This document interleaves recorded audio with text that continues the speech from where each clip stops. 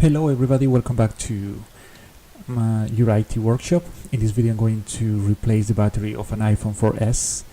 This one is very old, belongs to my mom, it's not turning on at all. So for this I'm going to use the Ombar Brand, and we're also going to need a Phillips screwdriver, a pentalobe screwdriver and a spudger. So without further ado, let's begin. As you can see here, I have the iPhone 4S. Like I mentioned, it's not turning on at all.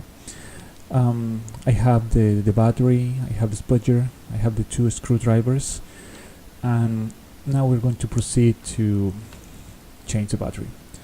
First I'm going to use the pentalobe screwdriver. I'm going to take out these two tiny screws. They came out pretty easily, I didn't have any problem with them.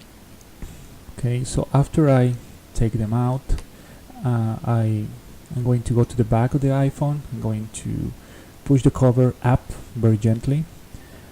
I did it a few times, so it came out. Now I have to remove the battery.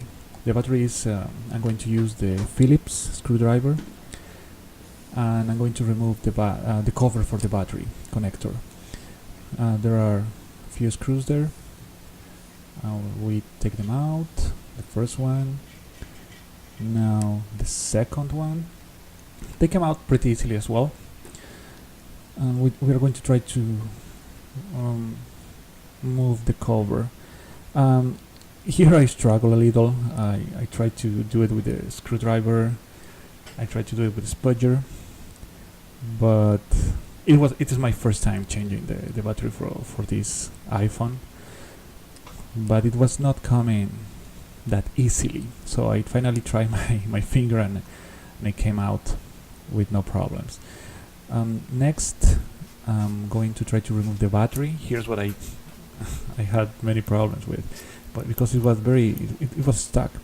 So now I try to remove it using the spudger from everywhere. It's not coming out. That one it broke. As you can see here, the point of the spudger broke. I didn't realize this until I was editing the video.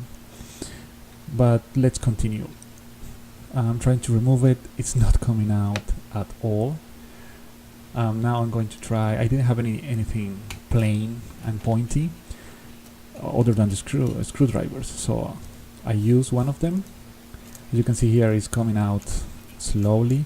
Here I put a lot of strength there, and it's finally out. Now I'm going to put the new battery. That one it's very easy. I didn't have to do much. Here I struggle again trying to connect the battery to the motherboard. Again, it was tricky, but at the end it was really simple.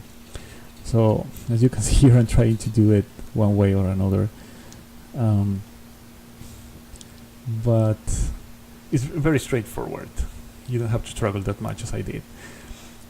You just have to put it in the right position and everything's going to connect with no problems. Well, here I'm still struggling with it, and I believe I got it.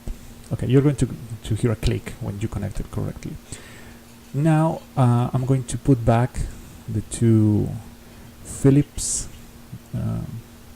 screws.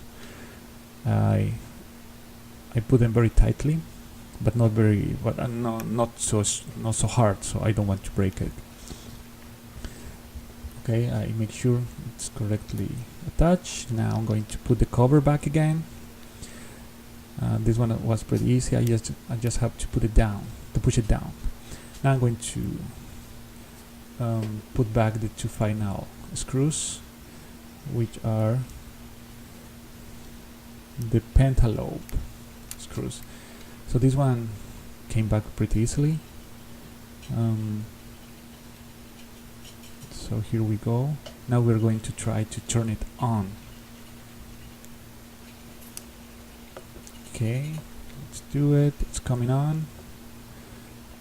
Let's give it a few seconds. Like I said, it's this cell phone came out, I believe, in 2012, so it's pretty old. It's 6 years now, but it's still working. The only issue was the battery that died out like a few weeks ago.